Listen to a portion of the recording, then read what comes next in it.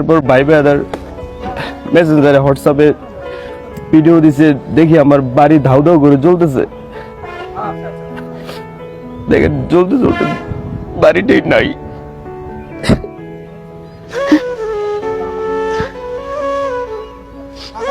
বাড়ি না থাকার একমাত্র কারণ আমি দেশের মানুষের পক্ষে কথা বলেছি, বাংলাদেশের পক্ষে কথা বলেছি।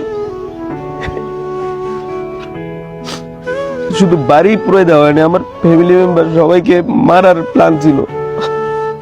এটা কোনো বানোয়াট কথা না। আমার আমার আমার বাপেও বলছে যে আমরা ঘর থেকে বের হইতে পারি নাই।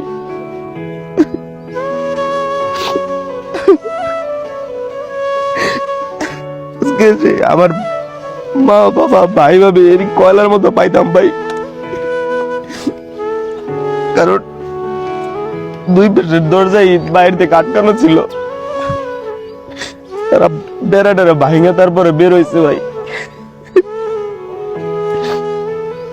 ঘরে ভাই অনলি 4 মাসের আমার ভাতিজি ছিল ভাই।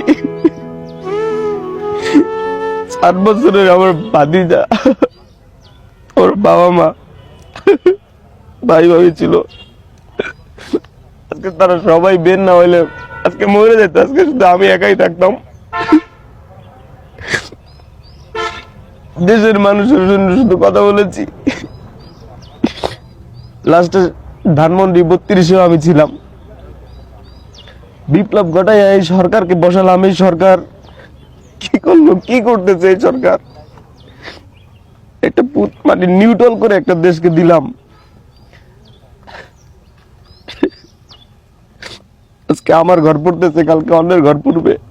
পড়েই না, শুধু এটা মানুষ মাইরে ফেলানোর মতো সিস্টেম করে। আমি 7 দিনের আলটিমেটাম দিছি এই সরকারকে ভাই। এটা হাসিনা বিদেশ থেকে এসে আগুন ধরাই দেয় নাই, জিনপুরিতে এসে আগুন ধরাই দেয় নাই ভাই, মানুষই আগুন দিচ্ছে। দেশের আইন শৃঙ্খলা রক্ষাকারী বাহিনীর প্রতি আমি শ্রদ্ধাশীল।